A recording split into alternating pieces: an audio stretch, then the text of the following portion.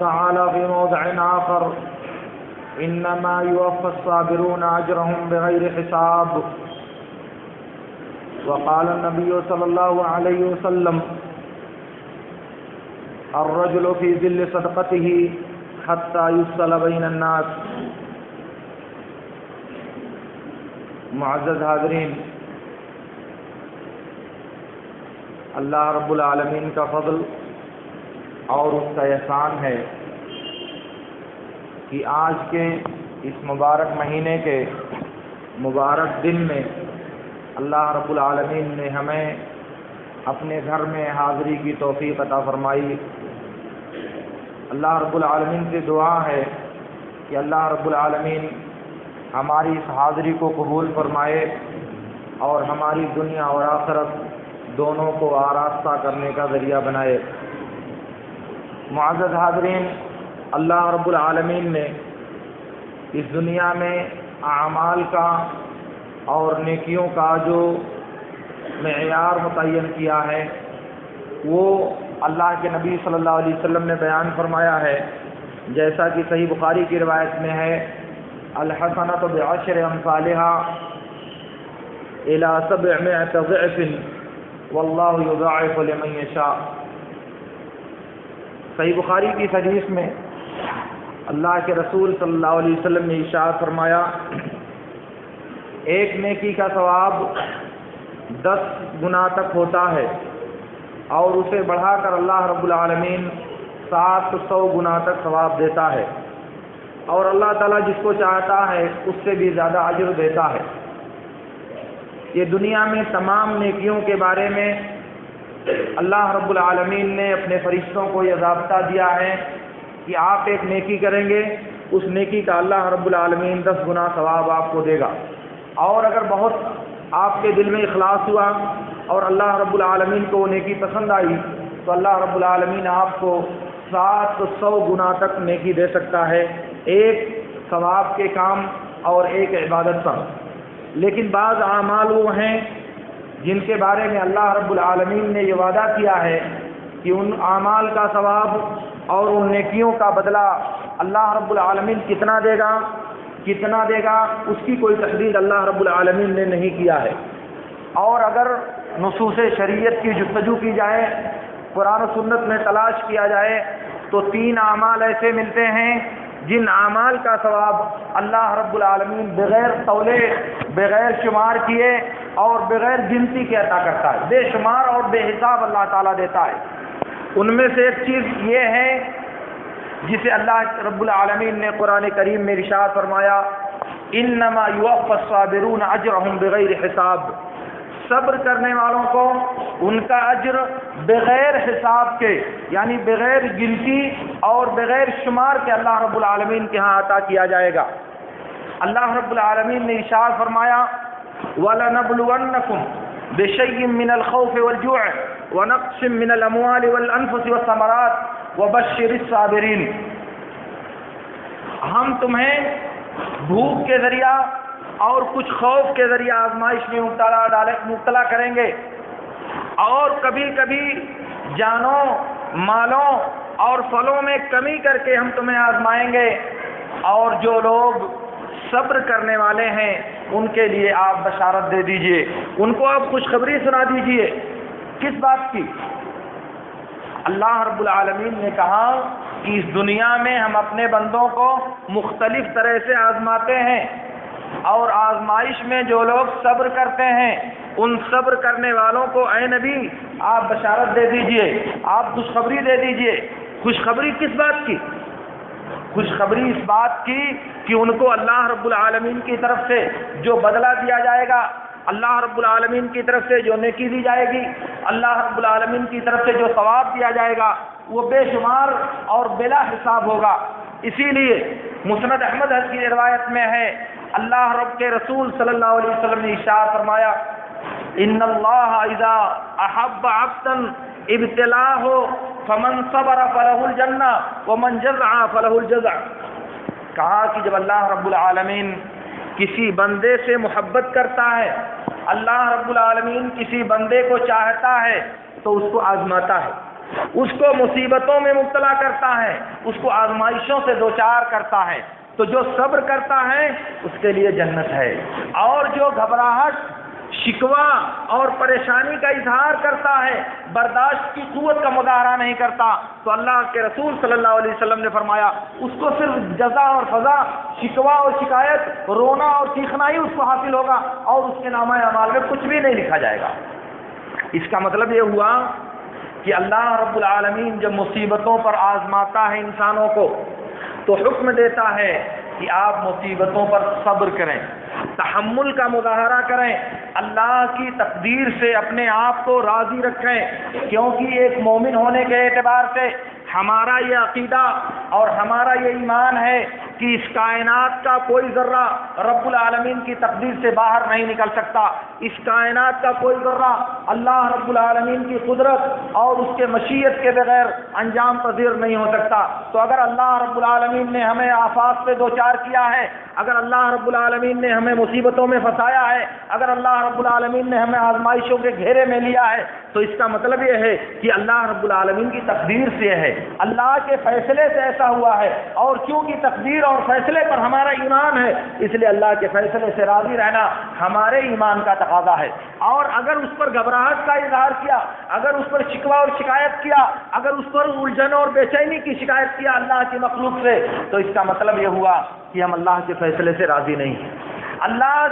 کی تقدیر سے ہم خوش نہیں ہیں، ہم مطمئن نہیں ہیں۔ ظاہر ہے کہ اللہ کی تقدیر سے راضی نہ ہونا یہ اللہ کے فیصلے پر اعتراض کرنے کے ہم معنی ہے۔ کیا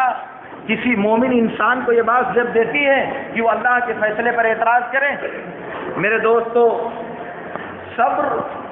ایک ایسا عمل ہے جو ہم سے دنیا کے ہر موڑ پر، زندگی کے ہر معاملے میں برداشت اور تحمل کرنے کا، جھیلنے کا اور اس کو خندہ پیشانی کے ساتھ سامنا کرنے کا ہمیں حکم دیتا ہے، ہمیں آمادہ کرتا ہے۔ تو صبر کا مطلب صرف یہ نہیں ہوتا کہ اگر آپ کو پریشانیاں آئیں، آپ کو آزمائشیں آئیں، اللہ کی طرف سے آپ مصیبتوں میں گرفتار کیے جائیں تو آپ صبر کریں، بلکہ صبر کا اعلیٰ درجہ یہ ہے کہ آپ اپنے نفس کو اللہ کی اطاعت کے کاموں پر، اللہ کی فرما برداری کے کاموں پر، اللہ کی خوشی کے کاموں پر اپنے آپ کو روکے رکھیں، اس کے لیے اپنے نفس کو آمادہ کریں۔ سردی راتوں میں صبح میں اٹھ کر ٹھنڈے پانی سے وضو کر کے اللہ کے لیے مسجد میں حاضر ہوں، ظاہر ہے کہ یہ صبر کا اعلیٰ درجہ ہے۔ اپنی خواہشات نفس کو اللہ کی رضامندی کی خاطر قربان کر دیں، اللہ کے طلب کے مقابلے میں اپنی چاہتوں کو سج دیں، یہ صبر کا اعلیٰ درجہ ہے۔ اسی طرح سے اللہ نے جن چیزوں سے منع کیا ہے، اللہ کی محرمات اور اللہ کی منہیات سے اپنے آپ کو باز رکھنا، خواہش نفس ہونے کے باوجود، دعوت گناہ موجود ہونے کے باوجود اللہ کی طرف سے جن چیزوں کو منع کیا گیا ہے ان سے اپنے دامن کو روک لینا، اپنے آپ کو بچا لینا، یہ صبر کا وہ درجہ ہے جو اللہ رب العالمین ہم بندوں سے چاہتا ہے۔ وَنَهَى النَّفْسَ عَنِ الْهَوَىٰ، اپنے نفس کو خواہشات سے انسان روک لیتا ہے۔ اسی لیے اللہ کے رسول صلی اللہ علیہ وسلم نے ارشاد فرمایا وَالْمُجَاهِدُ مَنْ جَاهَدَ نَفْسَهُ فِي طَاعَةِ اللَّهِ، مجاہد حقیقت میں وہ ہے جس نے اللہ کی اطاعت کے لیے اپنے نفس سے جہاد کیا، اپنی خواہشات سے جہاد کیا، اپنی چاہتوں سے جہاد کیا، وہ در حقیقت کامل مجاہد ہے۔ ایک دوسری روایت میں اللہ کے رسول صلی اللہ علیہ وسلم نے ارشاد فرمایا وَالْمُهَاجِرُ مَنْ هَجَرَ مَا نَهَى اللَّهُ عَنْهُ، حقیقی مہاجر وہ ہے جو اللہ کی منع کردہ چیزوں سے، اللہ کی حرام کردہ چیزوں سے اپنے آپ کو روک لے۔ میرے دوستوں، اس کا ایک نمایاں مظہر آپ رمضان کے دنوں میں ملاحظہ کرتے ہیں، صبح سے لے کر شام تک انسان کھانا پانی اور خواہشات نفس سے اپنے آپ کو بچاتا ہے۔ کھانا بھی موجود ہے، پانی بھی موجود ہے، نفسانی خواہشات کی تکمیل کے ذرائع بھی موجود ہیں، اور دنیا کی نظروں سے انسان اوجھل بھی ہے، بند کمرے میں بیٹھا ہوا ہے، کوئی مخلوق کی نظر اور کسی مخلوق کی آنکھ اس کا تعاقب نہیں کر رہی ہے، دنیا کی کوئی قوت اس کی نگرانی نہیں کر رہی ہے۔ مگر کیا کوئی بندہ دن میں پانی کو، کھانے کو ہاتھ لگاتا ہے کبھی؟ روزے کی حالت میں ہم میں کا کوئی انسان تنہا ہونے کے باوجود، دنیا کی تمام نظروں سے پوشیدہ ہونے کے باوجود، کیا کبھی کھانے کی طرف ہاتھ بڑھاتا ہے؟ دن میں سب کچھ میسر ہے، کوئی رکاوٹ نہیں، کوئی روک نہیں، کوئی نگرانی اور پہرا نہیں، اس کے باوجود ہم کھانے اور پینے کو ہاتھ کیوں نہیں لگاتے میرے دوستو؟ کیا وجہ ہے؟ وہ اسی لیے کہ ہم نے اللہ رب العالمین کی رضا کی خاطر، اللہ رب العالمین کی خوشنودی کی خاطر، اللہ رب العالمین کی جنت کو حاصل کرنے کے لیے ہم نے اپنی خواہشات کو قربان کر دیا ہے۔ اور ہم یہ سمجھتے ہیں کہ جس رب العالمین کی رضامندی کے لیے ہم نے روزہ رکھنے کا عزم کیا ہے، وہ رب العالمین کی ذات عرش کے اوپر سے ہماری نگرانی کر رہی ہے، اس کی نگاہیں ہمارا تعاقب کر رہی ہیں، ہم اس کی نظروں سے کبھی بھی پوشیدہ نہیں رہ سکتے، ہم اس کی نگرانی سے کبھی بھی چھپ نہیں سکتے۔ بند کمرے میں اور تنہائی کے اندر کھانا اور پانی کو اگر ہم نے ہاتھ لگایا تو دنیا والے نہیں دیکھتے نہ دیکھیں، دنیا کی ساری مخلوقات سے ہم چھپے ہوئے ہیں تو چھپ جائیں، مگر رب العالمین کی نگرانی اور اللہ رب العالمین کی نظریں ہمارے اوپر موجود ہیں، اس کو دنیا کی کوئی طاقت ہماری نگرانی سے ہٹا نہیں سکتی۔ اس ڈر کی وجہ سے ہم رمضان کے دنوں میں کھانے اور پانی کو ہاتھ نہیں لگاتے۔ یہ تقویٰ کا وہ وصف ہے اور تقویٰ کی وہ خوبی ہے جو اللہ رب العالمین ہمارے دلوں کے اندر پیدا کرنا چاہتا ہے، اور اللہ رب العالمین نے لعلکم تتقون کہہ کر کے یہ بتانا چاہا ہے کہ رمضان کے دنوں میں رمضان کے صبح سے شام تک جو کیفیت ہمارے دل میں پیدا ہوتی ہے، یہی کیفیت رمضان سے آگے بڑھ کر بقیہ مہینوں کے اندر بھی ہمارے دل میں پائی جانی چاہیے۔ اللہ کی نگرانی کا تصور، اللہ کے مراقبہ کا تصور اور اللہ کی نظر کا ہمارا پیچھا کرنے کا تصور ہمارے دل میں جیسے رمضان میں پایا جاتا ہے، رمضان کے دنوں میں سب کچھ میسر ہونے کے باوجود ہم کھانے کو ہاتھ نہیں لگاتے، اسی طرح بقیہ مہینوں میں بھی مہینے بھر کی ٹریننگ کے ذریعہ اللہ رب العالمین ہمیں یہ تربیت دینا چاہتا ہے کہ بقیہ دنوں میں بھی رب تو وہی ہے، وہی رب عرش والا ہے، وہی نگرانی ہے، وہی قوت ہے اور وہی مراقبہ اللہ رب العالمین ہمارا کر رہا ہے، تو بقیہ دنوں میں بھی یہ صفت ہمارے دل میں پیدا ہونی چاہیے۔ ایمان کا یہ جذبہ بقیہ دنوں میں بھی ہمارے پاس رہنا چاہیے۔ اگر کسی نافرمانی کی طرف ہاتھ بڑھایا، اگر کسی گناہ کی طرف رغبت ہوئی، تو دماغ میں تو یہ تصور آنا چاہیے میرے دوستو کہ اللہ تعالیٰ مجھے دیکھ رہا ہے، اللہ رب العالمین میری نگرانی کر رہا ہے، اللہ رب العالمین میرے عمل کے بارے میں مجھ سے بات پوچھ کرے گا اور وہ دیکھ رہا ہے، میں اس کی نظر سے پوشیدہ نہیں رہ سکتا۔ تو جب رمضان میں آپ پوشیدہ نہیں ہو اللہ کی گرفت سے، بقیہ 11 مہینے بھی تو آپ پوشیدہ نہیں رہ سکتے، اس لیے یہ تصور آگے بڑھنا چاہیے۔ تو میں عرض یہ کرنا چاہ رہا تھا، صبر کا ایک اعلیٰ مظہر یہ ہمارے سامنے ہے کہ سب کچھ ہونے کے باوجود ہم اپنے نفس کو کنٹرول کرتے ہیں، ہم اپنے نفس کو قابو میں رکھتے ہیں، ہم اپنی خواہشات پر کنٹرول کرتے ہیں، بھوک بھی برداشت کرتے ہیں، پیاس بھی برداشت کرتے ہیں، شہوات کو قابو میں رکھنے کی بھرپور کوشش بھی کرتے ہیں، اور اللہ تعالی ہمیں اس میں کامیابی بھی دیتا ہے۔ اس لیے آپ کو یہ بات سمجھنی چاہیے، بخاری کی روایت میں ہے، اللہ کے رسول صلی اللہ علیہ وسلم نے ارشاد فرمایا، لیس الشدید بالسرعہ انما الشدید الذی یملک نفسہ عند الغضب۔ کہا کہ طاقتوری اور بہادری یہ نہیں ہے کہ آپ دوسروں کو پچھاڑ دیں، آپ دوسروں کو پٹخ دیں، یہ بہادری نہیں ہے۔ بہادری یہ ہے کہ آپ اللہ کی اطاعت میں، آپ غصے کے وقت اور اللہ کی نافرمانی کے وقت اپنے نفس کو کنٹرول کر لے جائیں، اپنے نفس پر قابو کر لے جائیں، یہ اصل میں طاقتور اور بہادری کا کام ہے۔ شدید غصے میں، شدید ہیجان کی کیفیت میں جذبات کو برانگیختہ کرنے کی کیفیت آپ کے پاس درپیش ہے، مگر آپ غصہ نہیں ہوتے، غصے میں آ کر رد عمل اور ریئیکشن کا اظہار نہیں کرتے۔ کیوں؟ اس لیے کہ اللہ تعالیٰ نے آپ کو غصہ ہونے سے منع کیا ہے۔ اللہ کے رسول صلی اللہ علیہ وسلم نے ارشاد فرمایا، الانات من الرحمن والغضب من الشیطان۔ معاملے میں اطمینان سے، اعتماد کے ساتھ اور ٹھہر کر کوئی کام کرنا یہ اللہ رب العالمین کی طرف سے ہے، اور غصہ کرنا، غضب کرنا یہ شیطان کی طرف سے ہے۔ گویا کہ غصہ آنا انسان کو یہ شیطان کی صفت ہے جو وہ بندوں میں اور اپنے ماننے والوں میں منتقل کرنا چاہتا ہے۔ اسی لیے سلیمان بن سرد رضی اللہ تعالیٰ عنہ کی روایت میں ہے،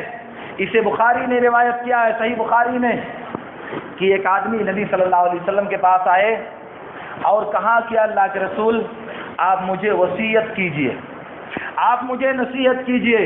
آپ نے کہا غصہ مت کرو، کہا اور نصیحت کیجئے، کہا غصہ مت کرو، کہا اور وصیت کیجئے، کہا غصہ مت کرو۔ 3 مرتبہ طلب کیا، تینوں بار نبی صلی اللہ علیہ وسلم نے کہا لا تغضب، غصہ مت کرو۔ اس کا مطلب یہ ہوا کہ جب انسان غصہ ہو جاتا ہے، غصے کی حالت میں ذہنی کیفیت ڈاواڈول ہو جاتی ہے، انسان کے سوچنے اور سمجھنے کی جو قوت رب العالمین نے ہمیں بخشی ہے وہ قوت منتشر ہو جاتی ہے، صحیح طریقے سے اپنا کام نہیں کر پاتی، اور جب سوچنے اور سمجھنے کی صلاحیت منتشر ہو جاتی ہے تو اس کا مطلب یہ ہوا کہ شیطان ہمارے اوپر غالب آ جاتا ہے اور ہماری عقلی توانائی کو چھین کر کے ہمیں ایسی چیزیں سوچنے، کہنے اور کرنے پر مجبور کرتا ہے جو جب غصہ ٹھنڈا ہونے کے بعد ہم سوچتے ہیں تو افسوس کرتے ہیں، پچھتاوا ہوتا ہے۔ 99% طلاق کے واقعات اسی شیطانی کیفیت میں انجام پاتے ہیں میرے دوستو، اسی شیطانی کیفیت میں ہمارے لوگ 99% طلاق کے واقعات انجام دیتے ہیں، اور جب شیطان پیچھا چھوڑ کے بھاگتا ہے تب کفے افسوس ملتے ہیں، کیا کر دیا، کاش ایسا نہ کیا ہوتا، لیکن اس وقت کیا فائدہ ہے۔ اسی لیے صحیح مسلم کی روایت میں ہے، اللہ کے رسول صلی اللہ علیہ وسلم نے ارشاد فرمایا لا یقضین قاض بین اثنین وهو غضبان، کہا کہ ہرگز کوئی انسان 2 آدمیوں کے درمیان اس حال میں فیصلہ نہ کرے کہ وہ غصے کی حالت میں ہو۔ غصے کی حالت میں کبھی 2 انسانوں کے درمیان کوئی آدمی فیصلہ نہیں کرے۔ کیوں بھائی، کیا وجہ ہے؟ آپ جب غور کریں گے نبی صلی اللہ علیہ وسلم کے اس فرمان پر تو آپ کو بہت واضح طور سے نظر میں آئے گا کہ غصے کی حالت میں فیصلہ کرنے کی انسان کی صلاحیت مسلوب ہو جاتی ہے، چھن جاتی ہے، سوچنے اور سمجھنے کی جو قوت ہے وہ قوت ٹوٹ پھوٹ کر رہ جاتی ہے، اور انسان صحیح کو غلط اور غلط کو صحیح سمجھنے میں ذرا بھی تاخیر نہیں کرتا۔ اس لیے جب فیصلہ کرے گا ایسے حالت میں تو یقینی طور پر غلط فیصلہ کرے گا، اور یہ لازمی نتیجہ ہے اس بات کا کہ انسان نے اپنے نفس کو قابو میں نہیں رکھا، انسان نے اپنے نفس پر کنٹرول نہیں کیا، انسان کو رب العالمین نے برداشت اور صبر کرنے کی جو تعلیم دی تھی اس تعلیم کو انسان نے پورا نہیں کیا، اور آپا کھویا، صبر کھویا، برداشت کی قوت کھویا کہ وہ غصے کا شکار ہوا اور اس کے بعد دوسری نافرمانیوں میں اپنے آپ کو ڈالتا گیا۔ تو میرے دوستو، میں آپ سے عرض یہ کر رہا ہوں کہ اللہ رب العالمین نے صبر اور برداشت کرنے والوں کو بے انتہا اجر دینے کی بشارت دی ہے، اتنا اجر کہ ہم اور آپ اس کا شمار نہیں کر سکتے۔ یہ اجر کیوں اتنا زیادہ اللہ تعالیٰ دیتا ہے؟ کیونکہ صبر کا مطلب یہ ہے کہ آپ اپنے بھڑکانے والوں کو جواب دے رہے ہو کہ تم چیخو اور چلاؤ، میں تمہاری بات نہیں سنتا۔ آپ جذبات کو برانگیختہ کرنے والوں کو پیغام دے رہے ہو کہ بھائی تم چیخو، میں تمہاری بات پر توجہ نہیں دیتا، اور دوسرے لوگ جو آپ کو ورغلانا چاہتے ہیں، آپ کے جذبات کو کیش کرانا چاہتے ہیں، آپ کو ایموشنل اور جذباتی کیفیت میں مبتلا کر کے آپ کا استحصال کرنا چاہتے ہیں، آپ بیک وقت سب کو جواب دے رہے ہو بھائی میں تمہاری بات نہیں سن سکتا، کیونکہ میرے رب نے مجھے صبر کرنے کا حکم دیا ہے، میرے رب نے مجھے برداشت کرنے کا حکم دیا ہے۔ صحیح مسلم کی روایت میں ہے، اللہ کے رسول صلی اللہ علیہ وسلم نے ارشاد فرمایا عجبا للمؤمن فإن أمره كله خير فإن أصابته سراء فشكر فكان خيرا له وإن أصابته ضراء فصبر فكان خيرا له وليس ذلك إلا للمؤمن۔ کہا کہ مومن کا سارا معاملہ، اس کے سارے امور بہتر ہی بہتر ہے، عجیب معاملہ ہے،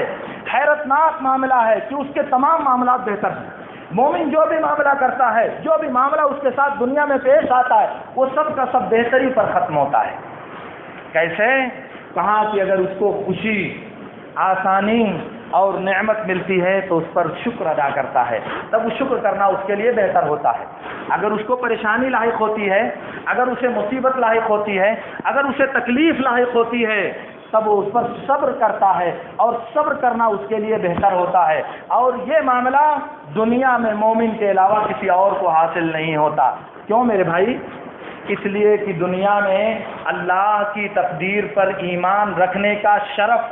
صرف مومن کو حاصل ہے۔ اللہ کے فیصلے سے ہر حال میں راضی رہنے کی فضیلت صرف مومن آدمی کو حاصل ہوتی ہے۔ اللہ کی تقدیر کے اچھا یا برا ہونے کے باوجود اسے بہتر سمجھنے کا ہنر صرف مومن کو آتا ہے اور بقیہ کسی کو نہیں آتا۔ اس لیے اگر پریشانی آتی ہے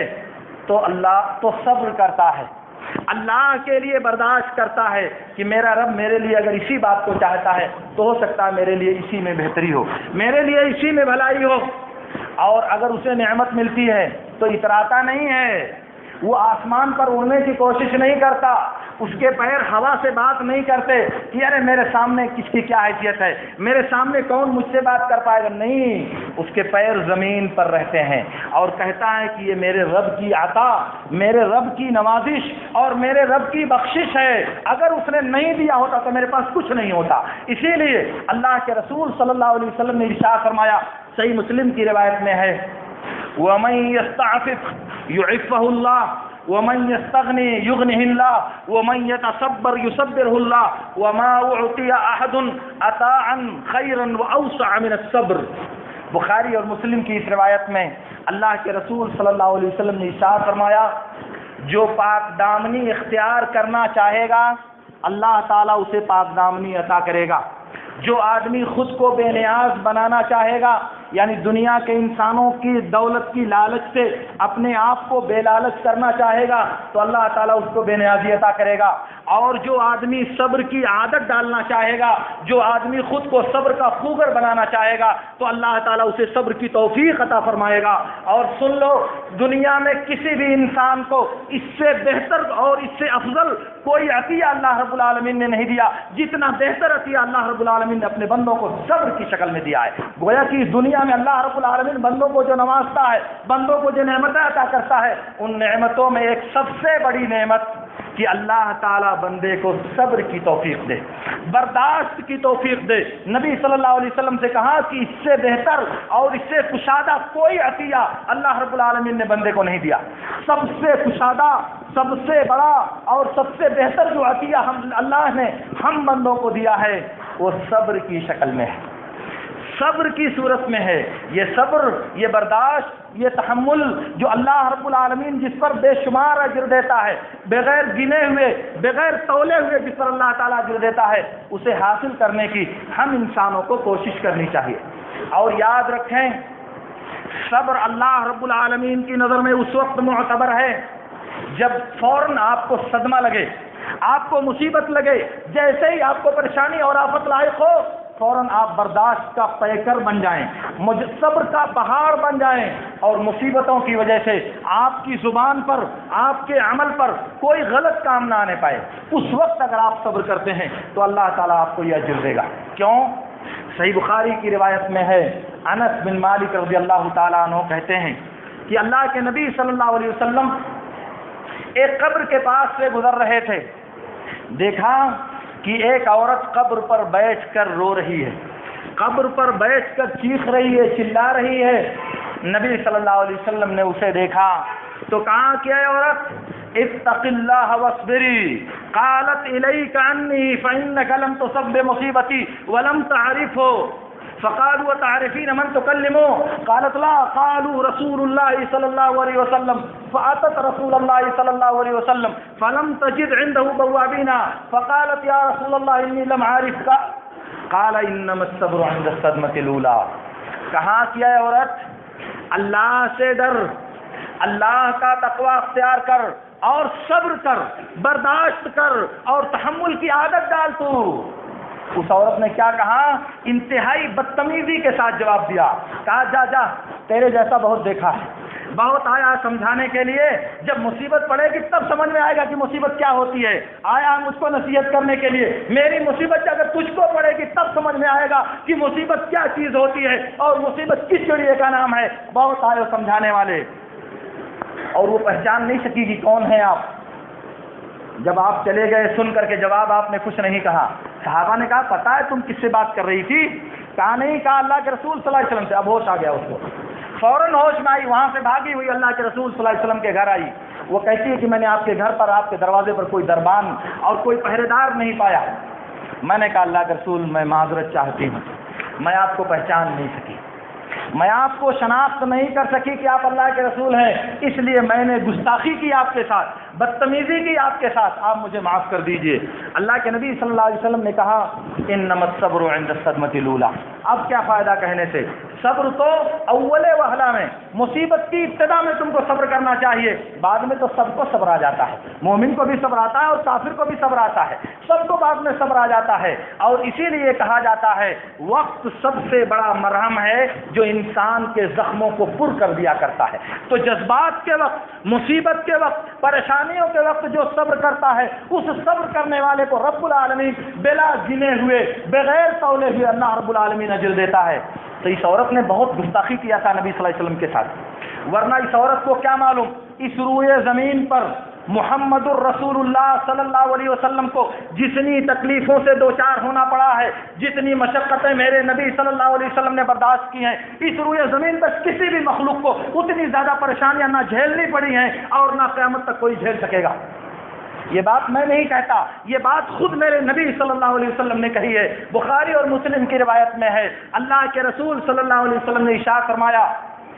اشد الناس بلاء الانبیاء ثم الامثل فالامثل يبتلى الرجل على قدر دينه فإن كان صلبا في دينه ابتلي بقدر ذلك وإن كان رقيقا في دينه ابتلي بقدر ذلك۔ کہا دنیا میں سب سے سخت آزمائش انبیاء کی ہوتی ہے، اور ظاہر ہے کہ انبیاء میں سب سے افضل، سب سے برتر اور سب سے اعلیٰ محمد الرسول اللہ صلی اللہ علیہ وسلم کا مقام و مرتبہ ہے، اسی لیے آپ کی آزمائش بھی دوسروں سے زیادہ ہے۔ صحیح بخاری کی روایت میں ہے، عبداللہ بن مسعود رضی اللہ تعالیٰ عنہ کہتے ہیں میں اللہ کے رسول صلی اللہ علیہ وسلم کے پاس آیا، آپ سخت بخار میں مبتلا تھے، بخار کی سخت کیفیت میرے نبی صلی اللہ علیہ وسلم پر طاری تھی۔ میں نے کہا اللہ کے رسول آپ کو سخت بخار آتا ہے، اذیت ناک بخار میں آپ مبتلا ہوتے ہیں؟ کہا ہاں، مجھے تم میں سے 2 آدمیوں کے بقدر بخار آتا ہے، تم میں سے 2 آدمیوں کو جتنا بخار آتا ہے اتنا مجھے اکیلے آتا ہے۔ عبداللہ بن مسعود نے کہا اللہ کے رسول اس لیے کہ آپ کو دگنا اجر ملتا ہے؟ کہا ہاں، کیونکہ جو مصیبت جتنی زیادہ ہے اجر بھی اتنی ہی زیادہ ہے۔ اللہ کے رسول صلی اللہ علیہ وسلم نے ایک دوسری حدیث میں ارشاد فرمایا ان عظم الجزاء مع عظم البلاء، مصیبت جس قدر بڑی ہوتی ہے ثواب بھی اسی قدر بڑا ہوتا ہے۔ اور اسی لیے ایک دوسری روایت میں اللہ کے رسول صلی اللہ علیہ وسلم نے ارشاد فرمایا ان اللہ ينزل الصبر على قدر البلاء، مصیبت کے بقدر اللہ رب العالمین صبر نازل کرتا ہے۔ تو مصیبت جتنی بڑی ہوتی ہے اتنا ہی زیادہ اللہ رب العالمین صبر نازل کرتا ہے۔ اور میرے دوستو آپ یاد کر لیں، مصیبتوں اور پریشانیوں پر، بیماریوں اور تکلیفوں پر صبر کرنا یہ آپ کے جنت پانے کا سبب ہے۔ میں آپ سے ایک حدیث سناتا ہوں، صحیح بخاری کی روایت میں ہے،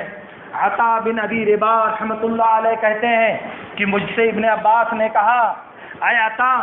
الا اریک امرأة من اہل الجنہ؟ قلت بلا، قال هذه المرأة السوداء اتت النبي صلی اللہ علیہ وسلم فقالت یا رسول اللہ انی اسرع فاتکشف فادع اللہ لی، قال ان شئت صبرت فلک الجنہ وان شئت دعوت لك، قالت بل اصبر ولکنی اتکشف یا رسول اللہ فادع اللہ تعالی اللہ تکشف فدعا لها۔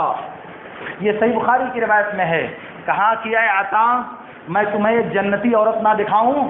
روئے زمین پر چلتی پھرتی ایک جنتی عورت دیکھنا چاہتے ہو تم؟ کہا کیوں نہیں، آپ دکھائیں۔ کہا کہ یہ کالی عورت جو تم دیکھ رہے ہو نا، یہ کالی عورت اللہ کے رسول صلی اللہ علیہ وسلم کے پاس آئی اور کہا کہ اللہ کے رسول مجھے دورہ پڑتا ہے، بے ہوش ہو جاتی ہوں، اور بے ہوش ہو جاتی ہوں تو بے پردہ ہو جاتی ہوں، کیونکہ مجھے ہوش نہیں رہتا، ستر کھل جایا کرتا ہے۔ تو اللہ کے رسول صلی اللہ علیہ وسلم نے کہا اگر تم چاہو تو صبر کرو اور تمہارے لیے جنت ہوگی، اور اگر چاہو میں تمہارے لیے اللہ سے دعا کر دیتا ہوں۔ دیکھیے اس عورت کا ایمان، وہ بھی اب ابن عباس کے بقول ایک کالی عورت کا ایمان، کوئی بہت بڑی عورت نہیں ہے۔ کہا کہ اللہ کے رسول میں صبر کروں گی، میں صبر کروں گی لیکن جب میں بے ہوش ہوتی ہوں تو بے پردہ ہو جایا کرتی ہوں. آپ اللہ سے دعا کیجئے کہ میں بے پردہ نہ ہوں, بے ہوشی کی حالت میں بھی میرا سطر چھپا ہوا رہے. تو اللہ کے نبی صلی اللہ علیہ وسلم نے اس عورت کے لیے دعا کیا. یہ عورت مصیبت کے وقت جب اس کو صبر کی تلقین دی جا رہی ہے اور جنت کا وعدہ کیا جا رہا ہے تو بڑی خندہ پیشانی کے ساتھ وہ عورت صبر کرنے کا وعدہ کرتی ہے اور صبر کر کے دکھاتی بھی ہے. اور ابن عباس اپنے شاگرد کو بتا رہے ہیں کہ دیکھو یہ جنتی عورت جا رہی ہے. ہمارے پاس جب مصیبت آتی ہے اور دواؤں سے شفا یابی نہیں ہوتی ہے تو ہمارے لوگ کیا کہتے ہیں؟ کسی بابا کے پاس چلا جائے, کسی سیانے کے پاس چلا جائے, کسی فلاں کے پاس چلا جائے, کسی شعبدہ باز کے پاس چلا جائے, کسی ڈھونگی, کہاں کہاں جاتے ہیں, کن کن دروازوں پر دستک دیتے ہیں کہ دنیا تو جا ہی رہی ہے, اپنے ایمان کا بھی سودا کر لینے میں لوگ ذرا بھی حرج محسوس نہیں کرتے. وہ کون سی غیرت ہے ہماری, وہ کون سا ایمان ہے ہمارا. میرا رب کہہ رہا ہے کہ میں تم کو آزماتا ہوں, تم صبر کرو تو میں تمہیں جنت دوں گا. اور ہمارا عمل اور ہمارا ایمان کہہ رہا ہے کہ نہیں, صبر کی کوئی ضرورت نہیں, چلو بابا کے پاس, چلو سیانے کے پاس. کیا مطلب اس کا میرے دوستو؟ وہ کالی عورت, وہ ایک کالی عورت, اس کے بھی ایمان کتنا ایمان ہمارے دل میں نہیں ہے, اس جیسا بھی ایمان ہمارے دل میں اللہ نے نہیں عطا کیا ہے. ذرا سوچو میرے دوستو اور یاد کر لو کہ مصیبتوں پر صبر کرنے کے نتیجے میں اللہ رب العالمین نے جنت کا وعدہ کیا ہے. یہ مصیبتیں آپ کے بدن میں بھی ہو سکتی ہیں, آپ کے مال میں بھی ہو سکتی ہیں, آپ کی آل اولاد میں بھی ہو سکتی ہیں. مطلوب ہے ان سب پر صبر کرنا, برداشت کرنا. اسی لیے اللہ کے نبی صلی اللہ علیہ وسلم نے کہا ہے ان اللہ اذا احب عبدا ابتلاہ فمن صبر فلہ الجنہ. اللہ تعالیٰ جب کسی بندے کو چاہتا ہے, محبت کرتا ہے تو آزمائش کے دائرے میں گھیرتا ہے, اس کو آزمائش کی بھٹیوں میں اسے تپاتا ہے. جو صبر کرتا ہے اس کو جنت دیتا ہے, اور جو جزا اور فضا کرتا ہے, گھبراہٹ اور شکایت اپنی عادت بنا لیتا ہے تو اس کو کچھ نہیں ملتا. مصیبت تو ٹلتی نہیں, کیونکہ مصیبت تو اللہ نے متعین کر کے بھیجی ہے, اس کا ایک وقت ہے, تقدیر سے ہے وہ, اور نتیجے میں ایمان بھی جاتا ہے. مخلوق سے شکایت کرتا ہے کہ اللہ تعالیٰ نے میرے ساتھ بہت زیادتی کیا ہے, دنیا میں سب سے برا میں ہی آدمی ہوں. ارے وہ دیکھو فلاں آدمی ایک وقت کی نماز نہیں پڑھتا, وہ فلاں آدمی 1 روپے کی زکات ادا نہیں کرتا, اس کو کچھ نہیں ہوتا ہے, اور میں نماز بھی پڑھتا ہوں, زکات بھی دیتا ہوں, یہ میں سب سے برا ہوں, میں ہی سب سے برا اس دنیا میں. دیکھو مجھے کسی پیر پر چین نہیں ملتا, مجھے آرام نہیں, میری بیوی کو آرام نہیں, میرے بچوں کو آرام نہیں, دوا کرتا ہوں فائدہ نہیں ہوتا, وغیرہ وغیرہ ساری شکایتیں پوری مخلوق کے سامنے انسان پھیلا دیتا ہے, مگر رب العالمین کے سامنے زبان نہیں کھلتی. تو ایسے لوگ محروم انسان ہیں جو صبر کی عادت نہیں رکھتے, صبر کی فضیلت حاصل کرنے کی کوشش نہیں کرتے.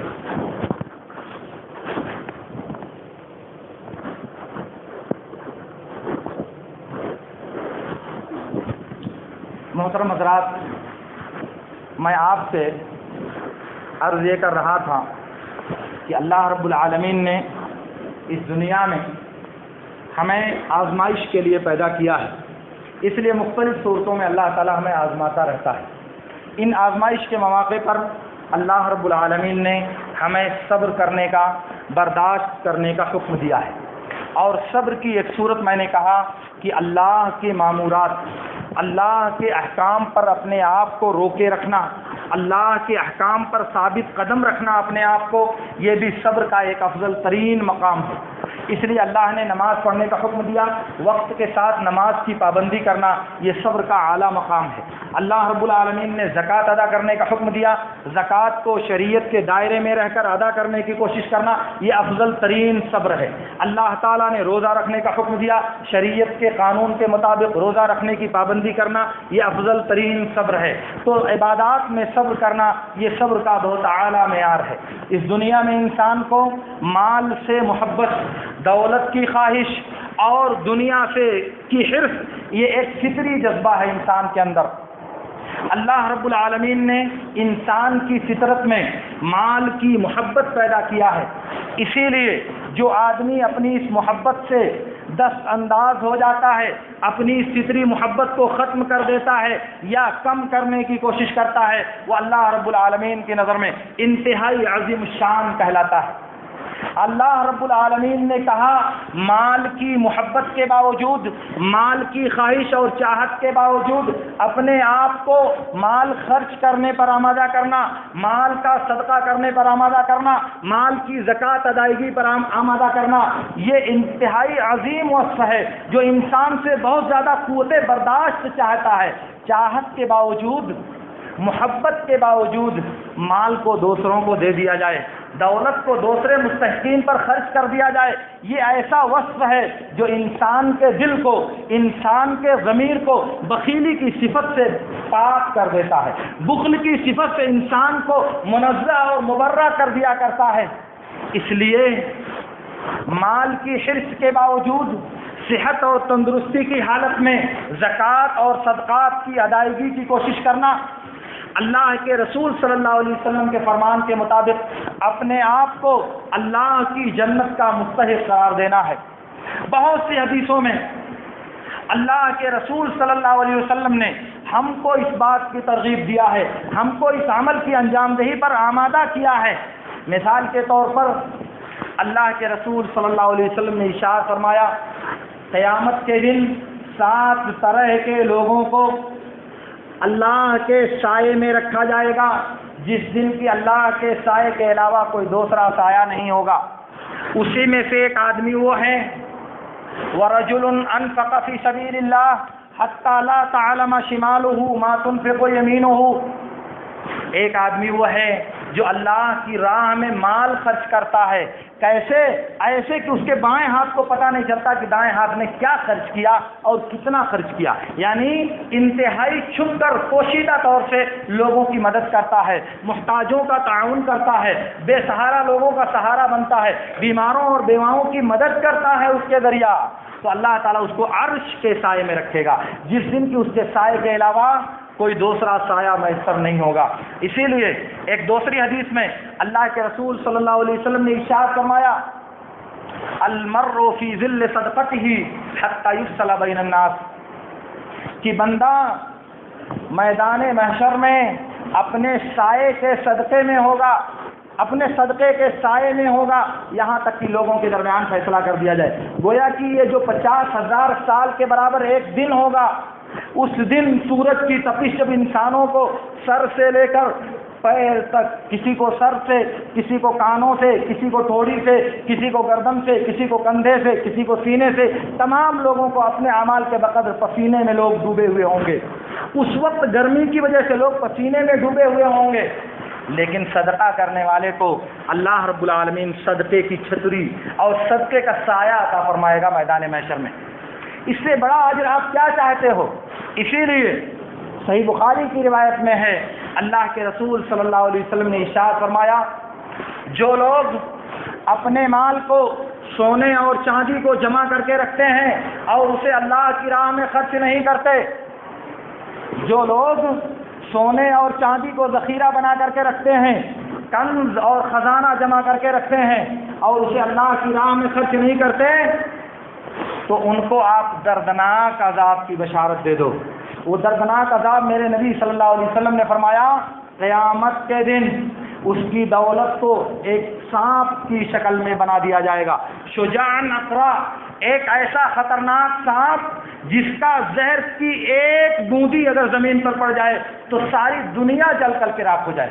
اس قدر زہریلا سانپ بنایا جائے گا، اور وہ سانپ اس کے گلے میں لپٹا ہوا ہوگا، اسے ڈس رہا ہوگا اور کہے گا، انا کنزکا انا مالوکا انا کنزکا انا مالوکا، میں ہی تیرا خزانہ ہوں، میں ہی تیرا مال ہوں، جس کو تو نے دنیا میں جمع کر کے رکھا تھا اور جس کو اللہ کی راہ میں تو نے خرچ نہیں کیا تھا۔ تو میرے عرض کرنے کا مطلب یہ ہے میرے دوستو کہ صبر کا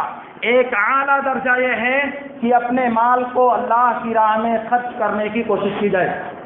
اپنے مال کو اللہ کی راہ میں لٹانے کی کوشش کی جائے۔ صحیح بخاری کی روایت میں ہے، عبداللہ بن عباس رضی اللہ تعالیٰ عنہما کہتے ہیں کہ اللہ کے نبی صلی اللہ علیہ وسلم رمضان کے دنوں میں بے تحاشا دولت خرچ کرتے تھے، بھلائی کو، مال کو خرچ کرنے میں بہت کریم اور بہت فیاض تھے، اور سب سے زیادہ فیاض اس وقت ہوتے تھے جب جبریل علیہ الصلوۃ والسلام سے آپ کی ملاقات ہوتی تھی تو تیز آندھی سے زیادہ آپ سخی اور فیاض ہو جایا کرتے تھے. پوری دولت لٹانے میں، خرچ کرنے میں نبی صلی اللہ علیہ وسلم کو کوئی عار اور تردد نہیں ہوا کرتا تھا. تو رمضان کے مہینے میں نبی صلی اللہ علیہ وسلم کثرت کے ساتھ صدقہ اور خیرات کیا کرتے تھے. یہ نفلی صدقات کی بات ہے میرے دوستوں، یہ فرض صدقات کا معاملہ نہیں ہے، کیونکہ اللہ کے رسول کو تو زکوٰۃ کبھی فرض ہی نہیں ہوتی تھی. اس لیے صدقات و خیرات کے لیے رمضان میں خصوصیت کے ساتھ اپنے ہاتھوں کو ہمیں کشادہ رکھنا چاہیے، اپنے ہاتھوں کو کھلا ہوا رکھنا چاہیے کہ یہی ہمارے نبی، ہمارے اسوہ اور ہمارے پیغمبر محمد الرسول اللہ صلی اللہ علیہ وسلم کا طریقہ ہے. اللہ رب العالمین سے میری دعا ہے کہ اللہ رب العالمین ہمیں ان باتوں کو سمجھنے اور ان پر عمل کرنے کی توفیق عطا فرمائے. ہمیں اس بات کی توفیق دے کہ ہم رمضان کی سعادتوں سے زیادہ اپنے آپ کو مالا مال کرنے کی کوشش کریں اور اپنے اندر روزہ سے ٹریننگ اور تربیت لے کر، روزہ سے مشق حاصل کر کے اپنے نفس کو کنٹرول کرنے کی، اپنے نفس پر قابو رکھنے کی اور اپنے اندر برداشت اور صبر کی قوت پیدا کرنے کی کوشش کریں. اللہ رب العالمین ہمیں ان باتوں کی توفیق دے. وآخر دعوانا ان الحمد للہ رب العالمین. اقول لكم ما تسمعون واستغفر الله لي ولكم. عباد الله قوموا الى الصلاة.